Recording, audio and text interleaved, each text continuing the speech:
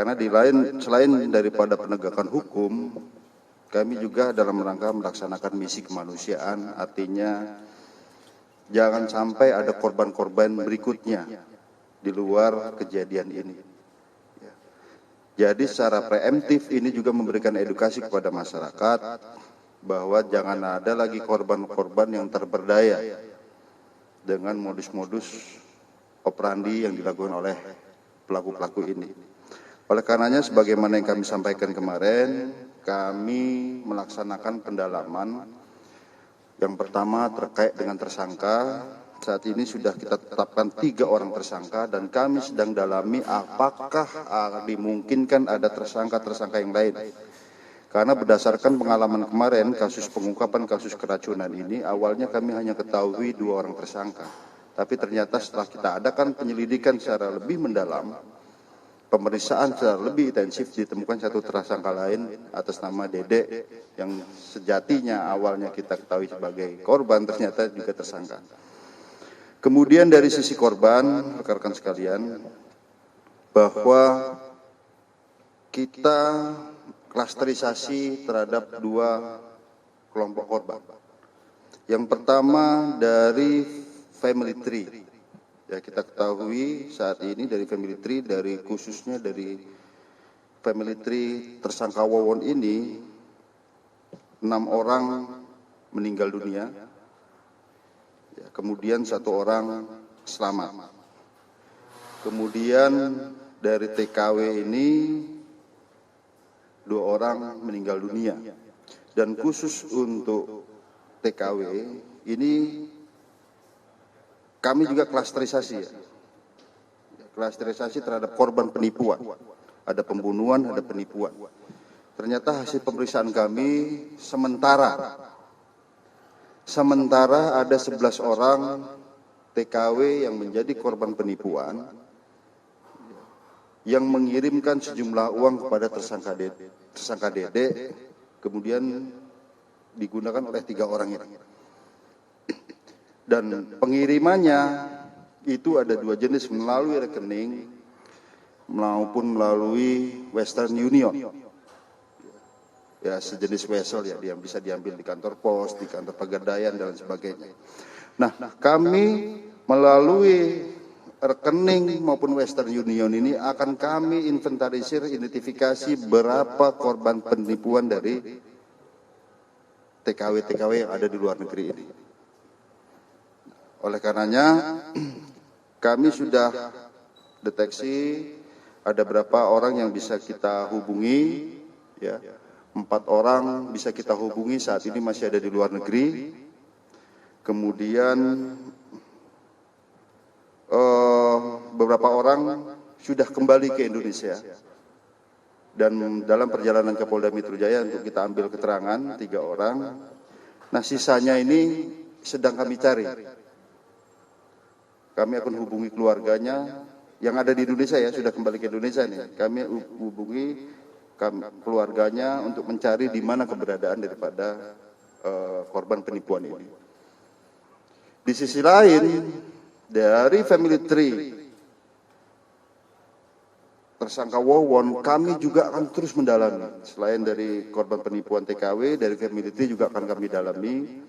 Karena sebagaimana kita ketahui, dari family tree tersangka Wawon ini ada 6 orang yang sudah menjadi korban.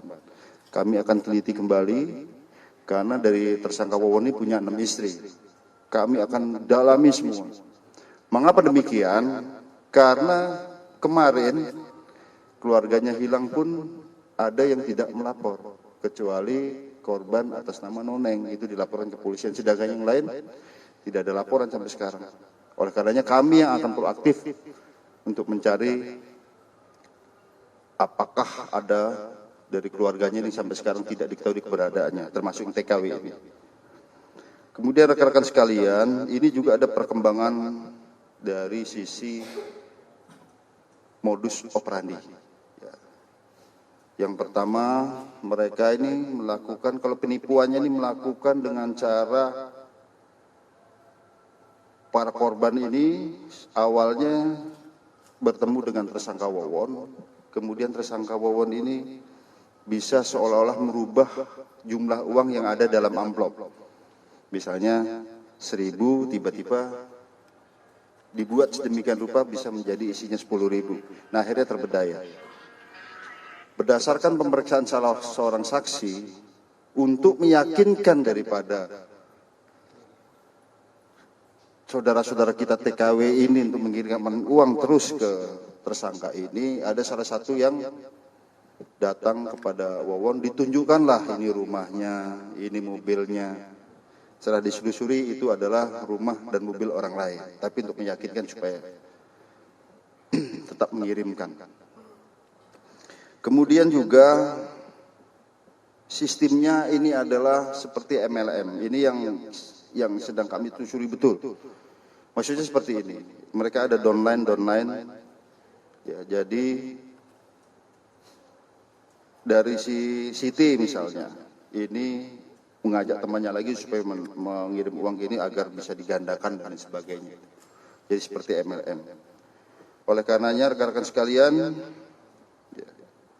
salah satu motif daripada kejahatannya adalah dengan cara membunuh daripada salah satu yang mengetahui kejahatan ini. Salah satunya adalah almarhumah Maimunah, karena ini salah satu yang ikut merekrut TKW untuk ikut mengirimkan uang untuk digandakan oleh para tersangka. Kemudian rekan-rekan sekalian, kita juga ada temukan modus yang lain, operandi daripada pelaku, dan ini cukup unik rekan-rekan sekalian ya. Ternyata tersangka Wawon ini itu berperan sebagai Aki Banyu.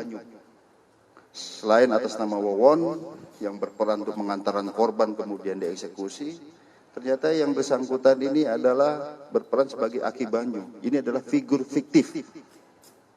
Nah, Aki Banyu ini yang memerintahkan untuk melakukan pembunuhan terhadap para korban ini. Dan ternyata rekan-rekan sekalian, dalam perkembangan pemeriksaan kami, ternyata modus ataupun cara untuk membunuh korban ini berkembang lagi. Ya, sebagai contoh, ada yang dicekik, diracun. Ya. Kemudian juga untuk meraih kesuksesan, maka harus menyeberang laut.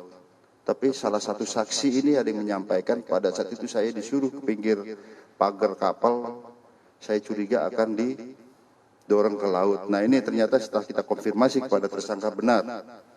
Saya tanya dengan tersangka benar, saya memerintahkan agar apabila ingin sukses, maka harus nyemplung ke laut.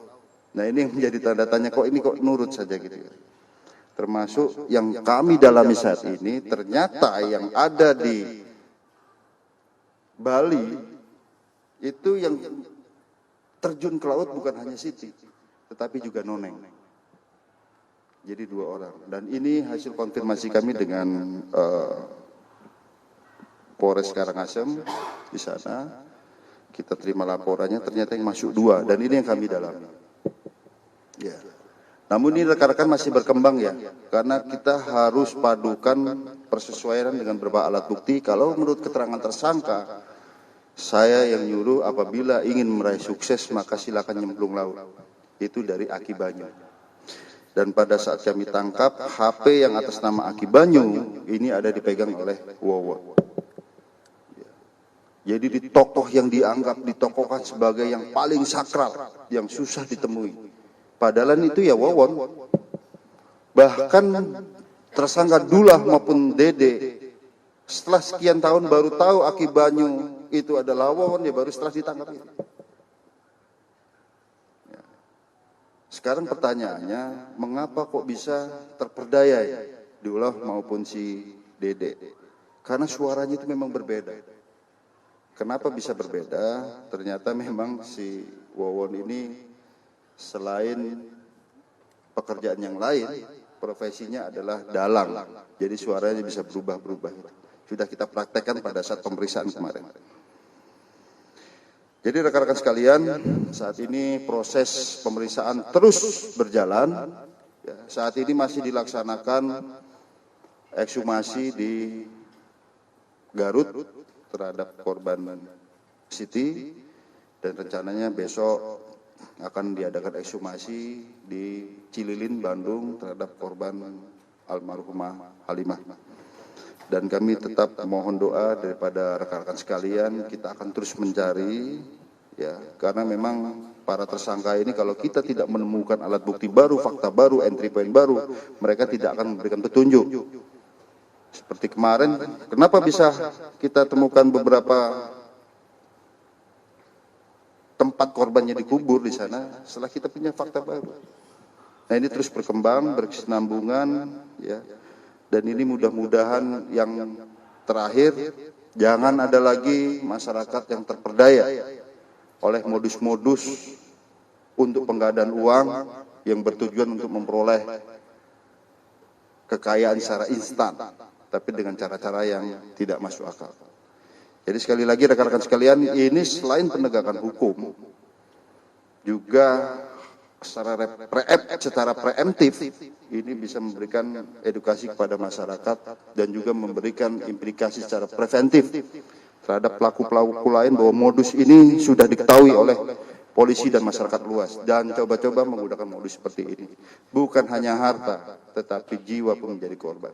Saya kira demikian. Terima kasih.